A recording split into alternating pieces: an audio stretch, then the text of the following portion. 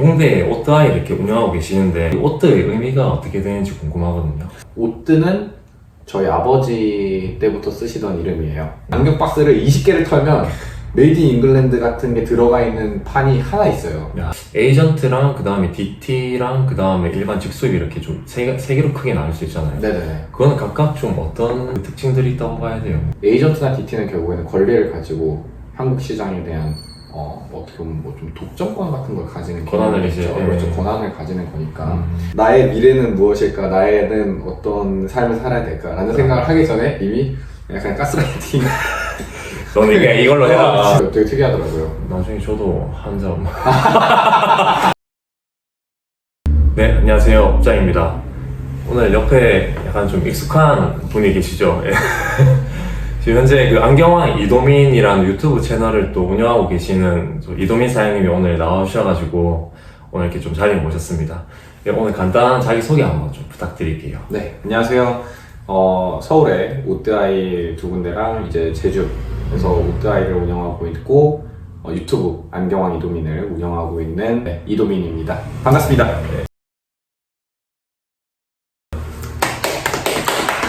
아, 오늘 근데 진짜 귀한 발걸음 해주셨네요. 진짜. 네, 홍대에서. 홍대에서 여기 참, 여기 완전 동네까지 이렇게 오면은 참 엄청 여기는 좀 조용한 곳이라가지고. 기차 타고 오면은 그 서울에서 부산까지 뭐 2시간 반, 3시간, 2시간 반? 2시간 반 정도. 한 이 정도 나오거든요. 예. 그래서 그렇게 보고 오면은 그냥 얼마인데 이러는데 아. 이제 거기서 여기까지 오거나 이런 것까지 합하면은 저희 그때 막 제가 그때 여기 한번 당일치기로도 왔었잖아요. 그쵸. 당일치기로 오면은 왕복하면 5시간, 5시간 아니야. 이거 한 7시간 걸려요. 그쵸. 예. 이래저래 잡시간 합하면. 맞아요. 한 7시간, 8시간 걸리니까. 그래서 그쯤 되니까 이제, 이거 쉬운, 확실히 이거 쉬운 할 거 아니다. 쉬운 코스가 아니다. 우선 첫 번째 질문으로 현재 이렇게 홍대에 오뜨아이 이렇게 운영하고 계시는데 오뜨아이에서 이 오뜨의 의미가 어떻게 되는지 궁금하거든요. 먼저 그 오뜨 아이 같은 경우는, 그러니까 네. 오뜨는 저희 아버지 때부터 쓰시던 이름이에요. 그래서 오뜨라는 이름의 뜻은 원래 오뜨크트르, 이제 프랑스에서 쓰는 가장 하이엔드, 어떻게 보면 명품을 지칭하는 단어를 오뜨크트르라고 하는데 거기서 이제 오뜨가 최상의, 가장 상품의 이런 뜻이거든요. 네. 아버지가 이때부터 오뜨라는 이름을 쓰기 시작해서 원래는 오뜨 안경으로 출발을 했고 네. 그게 이제 저 때로 이제 넘어오면서 이제 오뜨 아이로 자리를 잡게 된 케이스입니다. 그러면 그때도 하우스 브랜드를 아버님이 취급을 하고 계셨었을까요? 그때는 하우스 브랜드를 안 했고요. 예. 근데 이제 하우스 브랜드라고 하는 정의를 안경만 만드는 브랜드라고 정의를 한다면 아버지가 아무래도 하우스 브랜드를 그냥 은연중에 했을 수는 있을 것 같아요. 왜냐면 아버지가 공장도 운영을 했었어가지고 공장도 운영을 했었고 야. 그래서 그 저도 막 창고 같은 거 옛날 그 아버지가 그냥 다 공장에서 막 이렇게 쌓아놓은 물건들 있거든요. 네. 그런 거 보면 네. 막 메이드 인 잉글랜드 이런 거 있어요. 야. 그 간혹가다 있어요. 그게 그건 진짜 귀한데요. 진짜 뽑기가 네. 20판 그 아시죠? 네. 이렇게 안경 박스 있잖아요. 네. 안경 박스를 20개를 털면 메이드 인 잉글랜드 같은 게 들어가 있는 판이 하나 있어요. 야. 근데 그게 그러면 5장에서 6장 정도 나오는데 어. 이제 그래서 그런 거 좀 모아놓고 네. 지금도 사실 집에 있어요. 집이 좀 있어요. 집에 안 팔고 옛날에는 판매를 좀 했었는데 네. 이후에는 이거 약간 판매하는 거 아닌 것 같은데, 그리고 이제 판매했을 때 이 가격도 어떻게 맞춰야 되나 뭐 이런 것도 이제 고민이고 이게 그때 당시에 80년대에서 90년대에 수입이 됐던 어떤 브랜드인데 근데 그 브랜드에 대해서 우리가 내용에 대해서 아는 게 거의 없고 그리고 이게 뭐 음각이라든가 이런 것도 많이 지워져 있는 게 많다 보니까 지금은 그냥 판매하지 않고 어떻게 보면 좀 아카이빙으로 가지고 있습니다. 보통 그 당시라 하면 메이드 인 이태리나 메이드 인 재팬이 이제 많이 찍혀있는데 메이드 인 잉글랜드 이런 거는 되게 귀한데요. 맞아요. 되게 특이하더라고요. 나중에 저도 한 점. 너무 당황스럽네요. 갑자기 괜히 온 것 같아요. 사장님께서 안경사로 직업을 선택하신 배경인지 궁금한데 답을 하셔가지고. 그렇죠. 네. 맞아요. 근데 거의 똑같으시지 않으세요? 그렇죠. 그렇죠. 네, 이게- 과업적인 성질이 있다 보니까. 그렇죠. 근데 내가 자각을 하기 전에 이미 안경 일을 하게 되는 상황이 생기잖아요. 그렇죠. 내가 뭔가 나의 미래는 무엇일까, 나에는 어떤 삶을 살아야 될까라는 생각을 하기 전에 이미 약간 가스라이팅 너는 그냥 이걸로 해라. 지속적으로 이거 말고 답이 없다. 지속적으로 당하기 시작하면서 이제 안경일을 이제 하기 시작하는 건데 처음에 사실 안경일 할 때는 6개월 정도 해보면서 이거 하지 말아야겠다라는 생각을 딱 했었어요. 원래 이거 하면 안 된다. 저희 이제 20살 때 학생 때부터 이제 매장에 계속 있었으니까 그때 이제 딱 6개월 해보면서 이거 하는 거 아닌 것 같다 이 생각이 딱 들었는데 그 이후에 뭐 어머니랑도 굉장히 뭐 여러 가지 이슈가 있고 일들을 같이 하면서 이후에는 어떻게 보면은 이 산업 자체를 좀 제가 선호하는 시각으로 바꿔보려고 되게 노력을 했었어요. 그래서 뭐 약간 피할 수 없으면 즐겨라 이렇게 된 거긴 한데 공부를 계속하면서 느끼는 건 되게 다채롭게 배울 만한 게 너무 많은 되게 넓잖아요. 이걸 학문이라고 친다면 굉장히 넓어서 이거를 이제 패션을 좋아하고 패션 쪽으로 할 수도 있고 거만을 좋아하는 거만 쪽으로 할 수도 있고 조제가공 피팅 손기술 관련한 걸로 하고 싶으면 그런 쪽으로 이제 공부를 하면 되고 내가 좋아하는 것과 잘 할 수 있는 거 그리고 관심 가지는 거에 따라서 이 안경을 해석할 수 있는 분야가 되게 넓어서 저는 그때 좀 이제 한 22살 이때부터는 그냥 내가 좀 좋아하는 방향으로 안경을 해석을 하는 게 좋겠다라고 생각을 해서 이제 하게 됐죠. 근데 그런 이제 계기와 맞물려가지고 유튜브 채널도 열게 되신 거죠? 그쵸. 유튜브 채널 사실 하게 된 거는 처음엔 저도 그냥 홍보하려고 한 거예요. 처음에 그냥 매장 홍보 해야겠다. 매장 그때 이제 그 갤러리가 막 오픈한 지 이제 한 1년 됐나? 1년 안 됐을 거예요. 제가 유튜브 맨 처음 하게 된 지. 근데 8번 출구 앞에 저희는 이제 매장이 이미 하나 있었고 그리고 갤러리는 원래 쇼룸처럼 하려고 하던 건데 저희가 이제 소송을 거기서 걸려가지고 건물주분이 이제 나가라고 이제 하니까 저희 원래 갤러리로 꾸미려고 했던 VIP 분들한테 하려고 했던 공간인데 부랴부랴 이제 갑자기 막 안경원 해야 되는 이런 상황이 생긴 거예요. 뭐 갑자기 뭐 나가라고 하니까. 그래서 이제 오픈을 하게 되고 오픈을 하게 되니까 뭔가 처음에는 VIP용이었으니까 뭐 사람들이 많이 와야겠다라는 인식을 가진 적이 없었잖아요. 근데 갑자기 사람이 이제 와야 되는 상황이 생기니까 사람들이 이제 많이 와야 되니까 어떻게 해야 되지 하다가 원래는 이제 그 유튜브를 하게 된 거죠.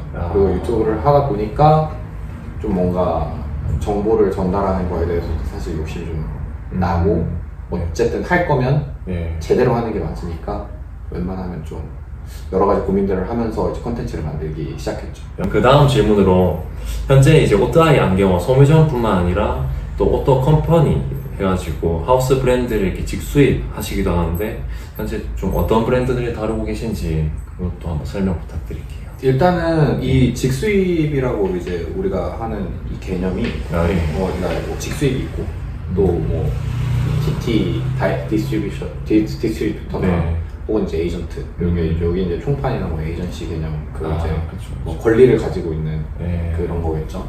그래서 저희가 지금 이제 권리를 가지고 있는 브랜드는 3개고요.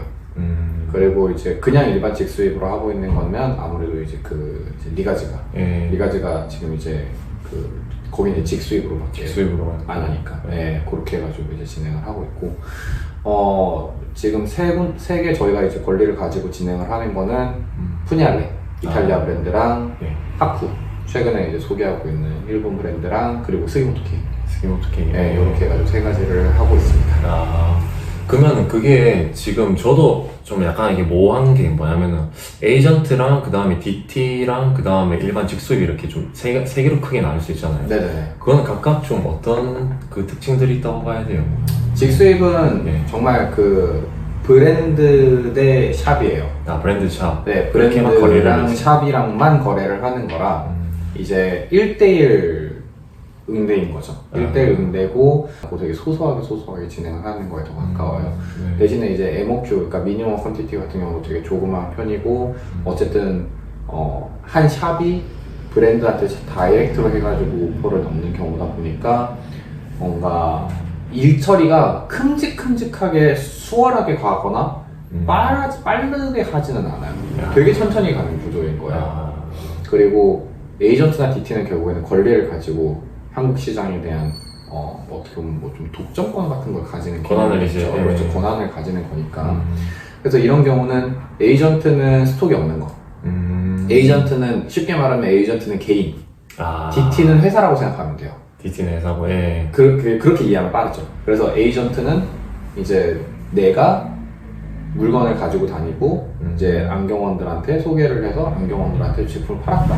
근데 그 판매를 한 거는 이제 어떻게 보면 에이전트는 중개를 해준 거예요. 중개만 해준 거라 이 사람이 안경원이 만약에 이 물건을 산다라고 하면은 이분한테 에이전트한테 사는 게 아니라 브랜드한테 사는 거긴 해요. 이분이 그냥 단지 그냥 뭐 통역을 해주든 다리를 맞아요. 다리를 연결해주는 그런 거죠. 이게 이제 에이전트고. 그래서 이제 이 사람은 스톡도 보유하고 있지 않아요. 네, 재고가 없는 거죠.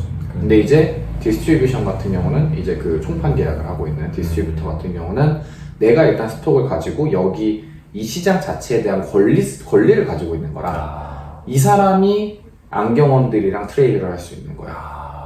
그럼 스톡이 기본적으로 이렇게 딱 있고 창고가. 네, 맞아요. 스톡도 있어야 되고 권리성 자체가 이쪽에 DT가 더 크니까 가격도 여기서 지정을 할 수 있어요. 소비자 가격표라든가 뭐 이런 것들, 원래 이런 것들도 원래 디스트리뷰팅에서 이제 다 그 정할 수 있는 거죠. 권리 자체로만 보면 DT가 제일 크고 그 다음에 에이전트가 있고 다이렉트 트레이딩 이런 식이라고 보면 돼요. 그럼 지금 사장님은 그 세 가지 브랜드를 DT를 하고 계시는 거예요? 네, 다 DT를 하죠. 네, 다 DT를 하고 있어요. 왜냐면 저희 이제 또 안경원이니까 그렇죠. 어차피 저희가 스톡을 좀 갖고 있어야 돼서 DT를 하고 있죠. 지금 쓰고 계신 것도 지금 푸니알레 안경이시죠? 이거? 네, 지금도 푸니알레 안경 쓰고 있습니다. 이것도 좀 디테일이 장난이 아니긴 하네, 근데 진짜. 아주 멋있는, 사실 뭔가 다른 분들한테 정말 멋있어요, 이거 쓰세요, 정말 잘 어울릴 거예요 이렇게 말하기는 사실 어려운 태예요. 이게 그 난이도가 좀 있는 태니까. 맞아요. 근데 요새 갖고 있는 안경들 중에서 자신 있다, 이거 쓰면은 그래도 다른 사람들이 봤을 때 와, 저 사람 안경하는 사람인데 괜찮은 안경 썼네 라고 생각할 수 있는 거는 푸니알레가 좀 괜찮은 것 같아요. 색깔이 근데 확실히 있네요. 맞아요. 브랜드의 특징이 너무 명확하고 대거 장식이 좀 되게 샤프하게 들어가 있고 이러니까 뭔가 자기들만의 특별성도 차별성도 확실히 있어서 사람들이 생각하기에 뭔가 다른 브랜드랑 조금의 유사성이 존재하는데 얘네만의 좀 아이덴티티가 확실히 있다라고 인지할 수 있는 것 같아요. 다크와 크롬에 이어가지고 푸니알레까지 그렇게 대열에 올라가면 좋겠네요. 그러면은 뭐 너무 좋겠죠. 너무 좋겠죠. 근데 내가 좋아하는 게 아니라 푸니알레가 좋아하겠죠. 아니, 근데 사장님도 하시는 거니까 어차피. 그렇긴 한데 내 생각에는 제가 좋아하는 것보다 걔네가 더 좋아할걸요? 걔네가 걔네가 그렇죠. 엄청 좋아하겠죠. 서로 이제 다 좋은 거죠. 안 그래도 그 유럽 쪽이 동양권에 관심이 되게 많아요. 뭐 중국, 대만, 한국, 일본 이런 쪽에서 아무래도 시장 자체가 많이 유럽에서 동양권으로 아시아 쪽으로 많이 이동을 하고 있다 보니까 관심이 많죠. 근데 제가 그때 푸니알레도 잠시 봤었는데 코바침을 보니까 막 완전 딱 서양 핏으로 나온 게 아니라 아시안 핏도 꽤 많이 있더라고요. 맞아요. 본인들도 한꺼번에 확 그 아시아 시장을 신경 쓰면서 만들 수는 없지만 기존의 유럽이 메인이니까 그 중간중간에 계속 아시아 시장을 신경 써놓는 게 있어요. 내부적으로는 이걸 왜 하냐는 이야기가 계속 나와요. 대부분의 유럽 브랜드들이 아시아 시장을 아예 신경 쓸 수는 없어요. 현재 상황으로서는. 그래서 계속해서 이런 아시아에 좀 더 특화된 친화적인 디자인 같은 걸 하게 되든지 아니면 그런 식으로 핏을 만들든지 하게 되는 거죠. 눈치를 일단 보는 정도로 그렇죠. 그런 식으로 하는 거고, 이제 우리나라 사람들 같은 경우는 이런 이탈리아 브랜드가 사실 최근에 많이 없어졌잖아요. 그렇죠. 최근에 사실 이탈리아 브랜드, 우리가 잘 알고 있는 이탈리아 브랜드가 사실 거의 없다고 봐야 되잖아요. 그렇죠. 그래서 이 브랜드 자체가 아직도 한국 사람들한테는 다시 생소한 디자인 유형으로 이제 오게 되는데 그럼에도 불구하고 이 디자인들, 이탈리아 디자인들이 옛날에는 한국 사람들이 제일 선호했던 디자인 유형이었잖아요. 그렇죠. 그래서 이게 이제 조금씩 다시 속개가 되고 사람들이 몇 번 다시 트라이를 좀 해보고 하게 되면은 다시 한번 많은 사람들이 좀 좋아해 주지 않을까. 근데 하쿠오도 진짜 저도 되게 좋게 봤어요. 그러니까 하쿠오는 옆에 다리를 그거는 이제 써봤을 때 느낌이 완전 달라가지고 봤을 때랑 이거는 진짜 써봤을 때랑 느낌이 좀 완전 다르더라고요. 맞아요. 결국에는 그거는 사람들이 써서 피드백을 계속 가지고 가야 더 좋은 브랜드로 이제 인식될 수 있는 이제 그런 분위기가 나죠. 그냥 딱 봤을 때 사람이 그냥 몇 탈인가 이렇게 생각할 수 있잖아요. 그렇죠. 그 되게 사실 저는 그래서 다른 분들 이제 여기 뭐 이제 사장님한테나 뭐 다른 안경 사장님 원장님들한테도 이제 말씀드릴 때는 하쿠를 조금 더 신경 써서 원래 말씀 많이 드렸는데 네. 이게 사실 일반적인 우리 그 소비자분들한테 예. 훨씬 접근하기가 쉽고 그쵸, 또, 그쵸. 또 반응도 되게 좋은 디자인으로. 네, 디자인도 그렇고 이제 그 후기도 좋을 그런 안경들이니까. 네, 저 스기모토 K 같은 경우는 좀 어떻게 돼요? 그 나무로 만들어지죠, 그 브랜드는. 스기모토 K는 네. 원래 이제 우드는 그 스페셜 컬렉션이고 일반적으로 그냥 타키론 아스테이트랑 이제 하마모토 공장에서 만드는 이제 티타늄 라인으로 이제 티타늄 소재랑 네. 그 아스테이트랑 8mm 아스테이트 이렇게 해가지고 만들거든요. 어. 근데 그 스기모토 K는 네, 네. 일단 일본 내수를 거의 집중적으로 하고 있는 브랜드예요. 아. 그리고 저희도 스톡을 갖고 있으면 그 스톡을 손님들이 이제 아름아름 오셔가지고 이제 구매를 하시거든요. 그리고 또 스기모토를 좋아하는 분들이 계세요. 네. 근데 그 분들은 또 스기모토만 사는데 음. 이게 이제 그분들 정도만 구매하시면은 수량이 끝나요. 아. 그래서 그러니까 너무너무 작아요. 그런 얘네가 가지고 있는 그런 물량이 그러면. 물량 자체가 아. 생산도 너무 적게 하고 아. 물량도 너무 적고 이런 식이니까 좀 제가 이거를 뭐 밖에 나가서 이제 스기모토 K가 뭐가 좋습니다, 어떻습니다 이렇게 얘기하기가 너무 네. 이제 애매해지는 거죠. 아. 상황 자체가 제가 권리는 가지고 있지만 이 권리라고 하는 것도 어쨌든 제가 다른 안경을 사는 원장님들이랑 이렇게 신뢰관계를 좀 가지고 혹은 이제 저희가 다른 뭐 손님들한테도 네.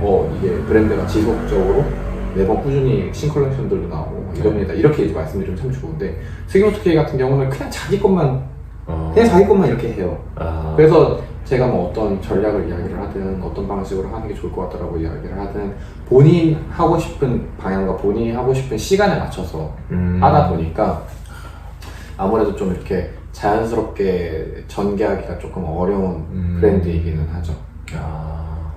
그건 일단은 뭐 약간 좀 그 비타협적으로 하는 브랜드라 봐야겠네요. 그렇죠. 대부분 사실 일본 브랜드 중에서 일본 내수 시장에 집중을 많이 하는 브랜드들이 거의 그래요. 아. 왜냐면은 자기네들은 어차피 내수 시장으로도 먹고 살만하고 그 이상으로 해야 할 이유를 별로 못 느끼니까 그냥 그렇게만 하겠다. 할당량만. 그런 브랜드가 생각보다 꽤 많아요. 아. 그래서 그런 브랜드랑 사실은 원래 뭔가 같이 이제 일을 하거나 아니면 브랜딩을 하거나 뭐 이런 식으로 하는 게 쉽지 않죠. 아. 근데 사실 마인드 자체는 엄청 리스펙하는 편이고 땅끝마을 이런 데 가가지고 제가 그 눈 운동하는 거 가르쳐주고 막 이랬었거든요. 아. 프로필 사진을 딱 그걸 쓴 거예요. 그때 사람들이 태호 쓰고 계시고. 그때 사람들이 이제 그때부터 저는 이제 야. 그 중심에 있는 그 바운더리에 있는 디자인들 혹은 뭐 소재들 뭐 색감들 뭐 이런 거를 쓰는 게 올바르지 않을까. 형은 참 좋은 얘기 많이 해주시네요. 이래저래. 너무 꼰대 같은 얘기 너무 부끄러워.